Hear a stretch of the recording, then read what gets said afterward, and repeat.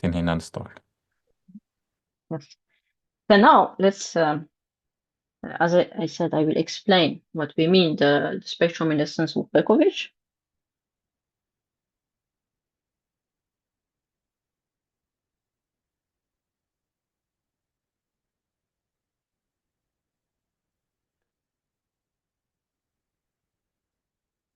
Now, for example, uh,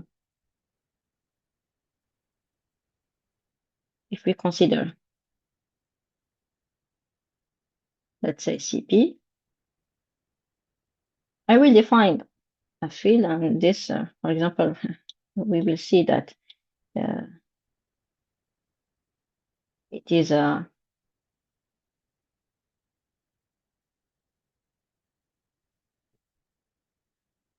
field.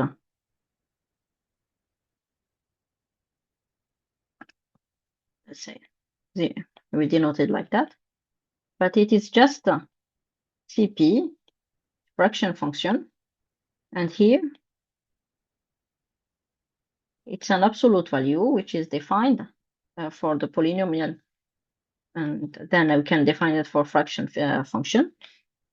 It's just something that here we have a polynomial, for example, and here it is just the maximum by r. This one is multiplicative. It's not obvious when we see it, but it is multiplicative. It extends the absolute value of CP. And the thing is the following. If we want to, then the classical notion,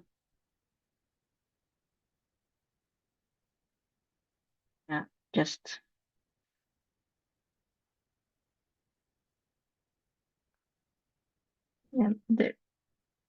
if I use ultrametric setting, then we can give a more simple example, but this is just the CP algebra of bounded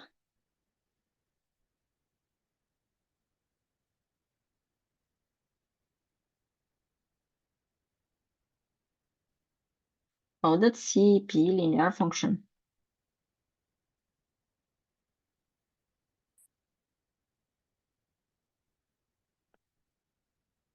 Then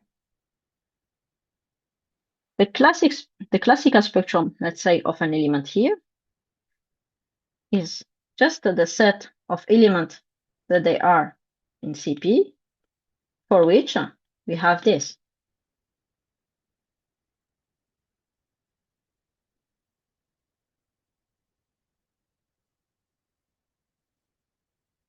Identity. However, this one, in the complex case,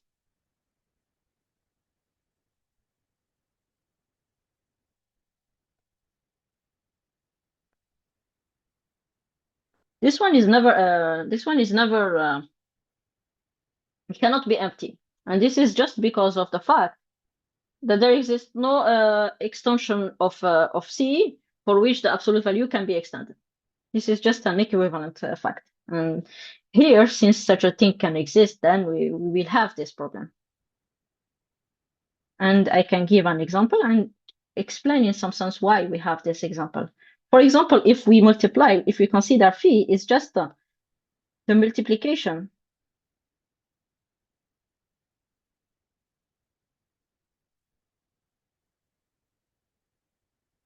we have an element f here, and we have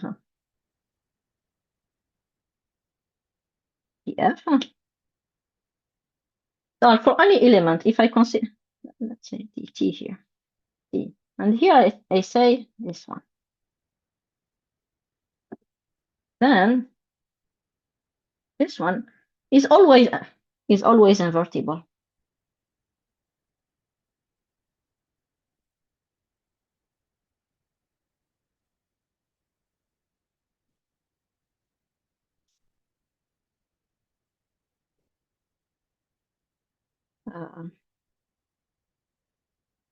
All lambda in CP. This is just because t minus lambda is always invertible, and then I can always define the reverse.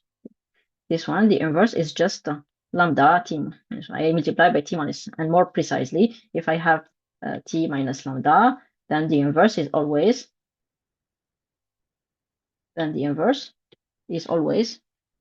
t minus, which this one is always makes sense, and there is no problem. Which means, in some sense, that this app doesn't have an eigenvalue, which is not normal because we are multiplying by something. It's something like it's a CP. It's more than that. It's this field linear. We can also see it linear with respect to this field, and that's why we have the problem. And then we want that this t will correspond to an eigenvalue in some sense. Then it should be something of the part of the spectrum. Then this t, yeah,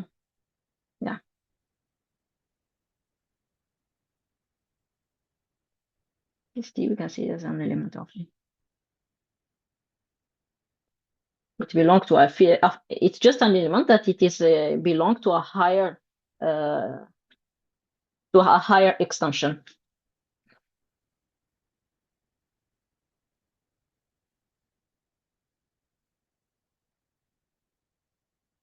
And more precisely,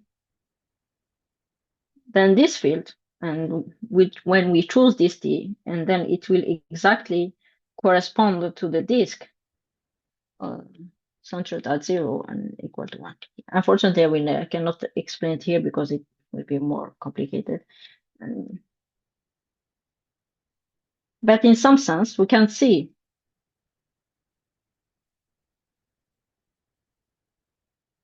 the analytic line here.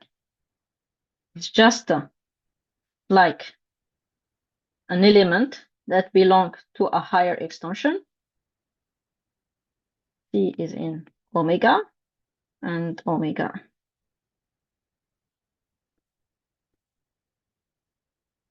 extension of CP with respect to the p-adic absolute value with respect to the equivalence. What I mean just here, the equivalence is just to, this one will belong only to the point. I mean, here we have our point C, and I can, for example, I can consider a smaller extension for which C is also in this. Then the two elements are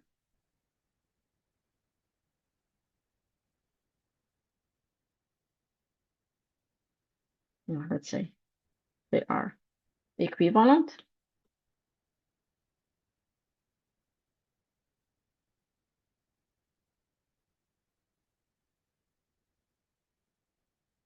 If and only if, in some sense, there exists C such that it can be included. And there exists embedding here and embedding here, for which I can associate C. The image of C is C prime, and the image of C is C. Yes, this is by what I mean, but the equivalence. Then the point R can be seen always, the point of the analytic line can always be seen as an element of a higher extension. Then here, that way it will make sense when we talk about eigenvalue over CP. But there is a way which is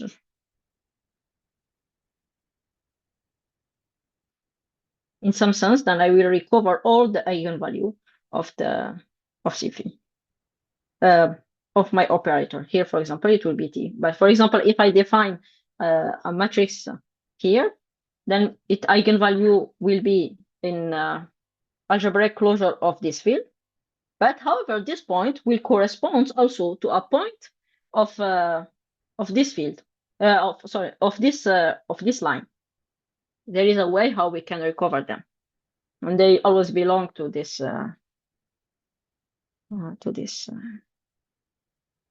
line. Now, for example, for differential equation, now let's say then,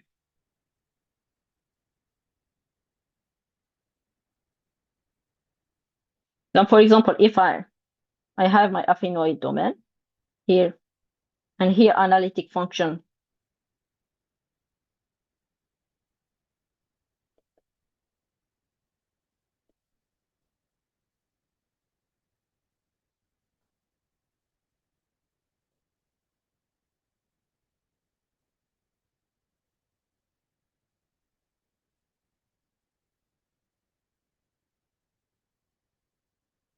Then I can always define the same affinoid domain in the sense that it will not change if I do a scalar extension. What I mean by that, x omega, what does it mean?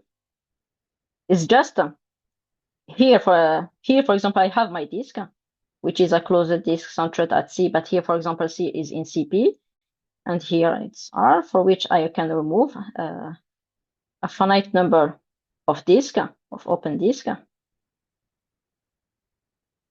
Then here it will be just the same.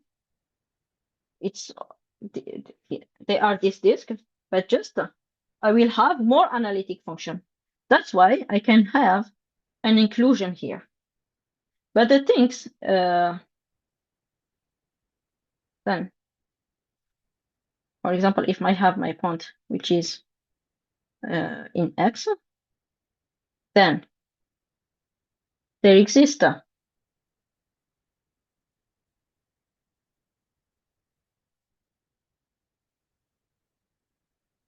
then I can also see my X as a C omega. And then by doing an extension, then I can associate to this X an element from omega, which is here. And it will make sense.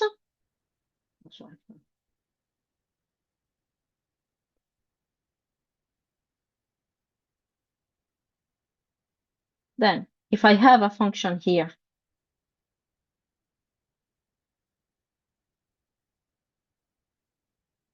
which is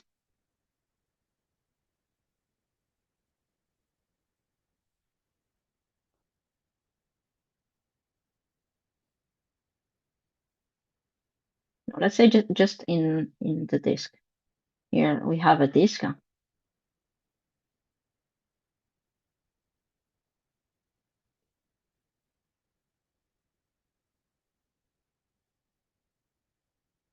This is it. For example, here X is a disk. Here also it will be the extension of the disk. Then I have my function here. That, for example, here let's say it's dCr. Then here it can be expressed as something like that.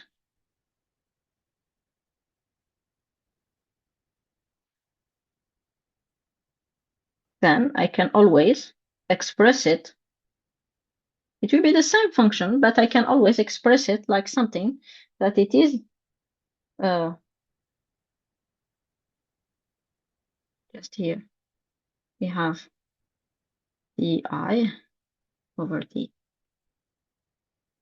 And then it should be, here I can do the Taylor explanation, and then it will be something that x power I. Then the idea, since if I have a linear system, then I can always formally associate the solution. And what I mean by computing the radius of convergence of the solution is just to do something like that and look to the series and see how it will converge. And this is for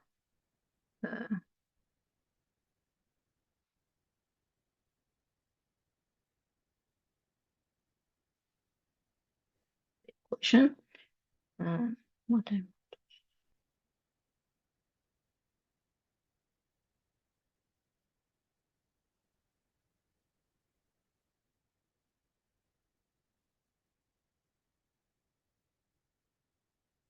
Then more precisely about my results, the thing is the following. The thing is how I was able to compute the operator is just the thing is that when I have, for the moment, we just consider equation over the affine line, or maybe a neighborhood of x of or a part of my no. Then we have an affinoid domain of the analytic line.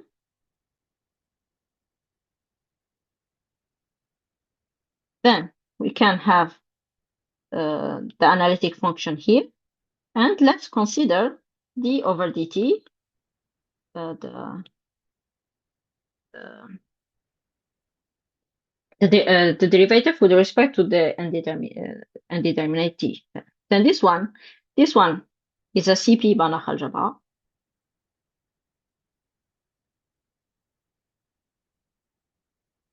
There is a way how to define a norm over this.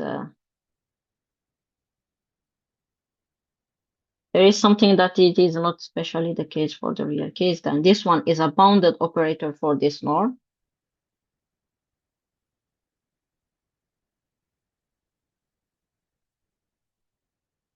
A differential equation is just a differential module over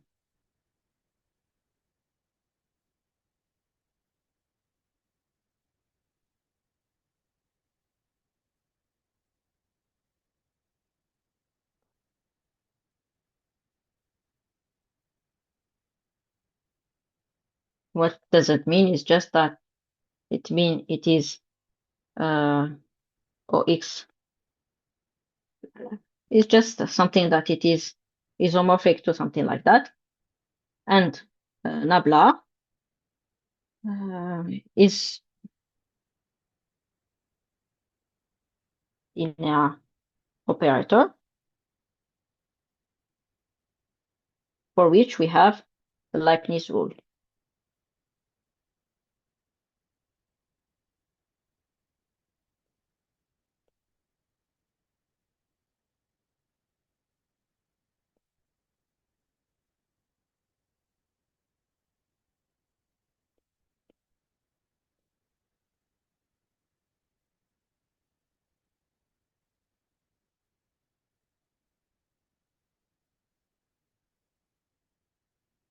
Then here it's just something that this just mean that we have something like that, the form that I explained before. And here we consider the derivative with respect to t. Plus here we have a matrix with coefficient in OX, and here we have something like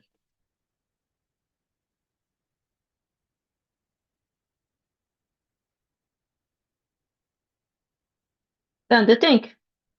Yeah, this one, in my research, I didn't use this operator to compute the spectrum, but for each x, which doesn't belong to CP, it is something that it is a strand, that it means that it belongs to a higher extension. Then there exists a minimal field for which x in some sense belong, and it is called hx. And this one, you can see it as function.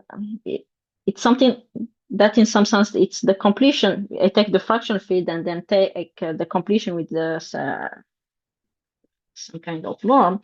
Then there exists here there exists an embedding, and then when I extend the scalar to the hx, then I can associate mx, which is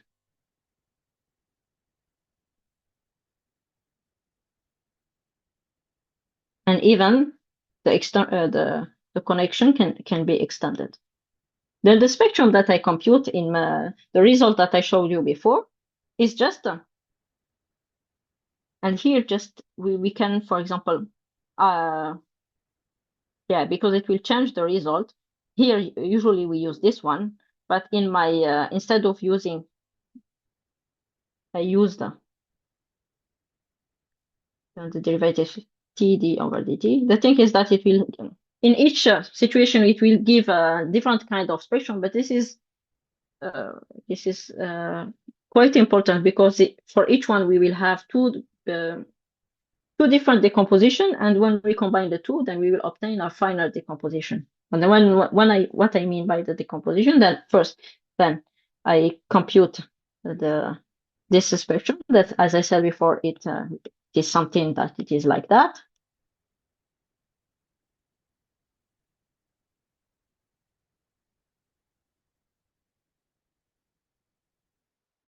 And the thing is that my differential, this one, has a local definition, is a direct sum of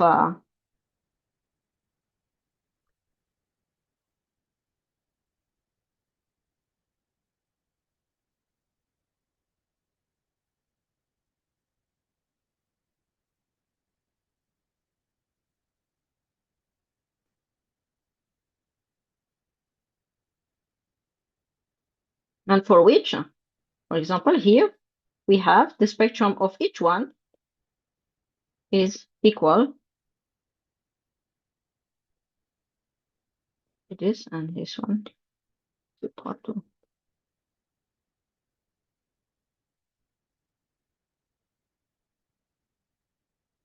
And there is something interesting because here,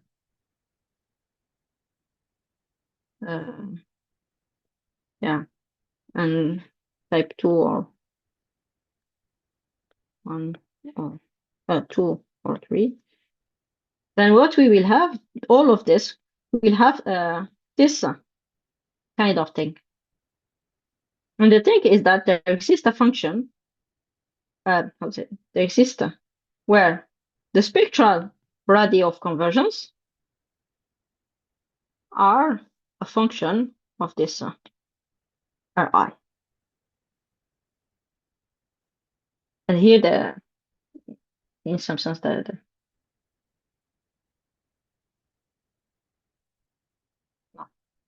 they are a function from the I and Ri, not only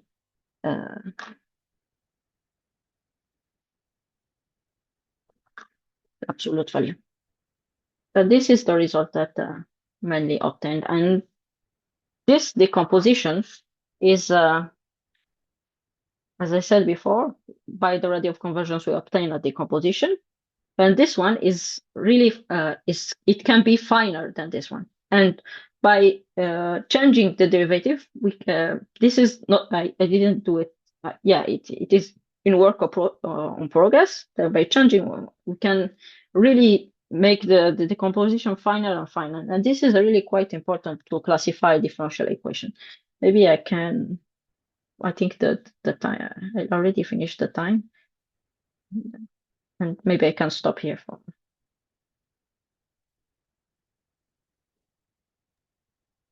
Okay, thank you, All. Tinhinane. Yeah. So thank you very much for this part. So are there any questions?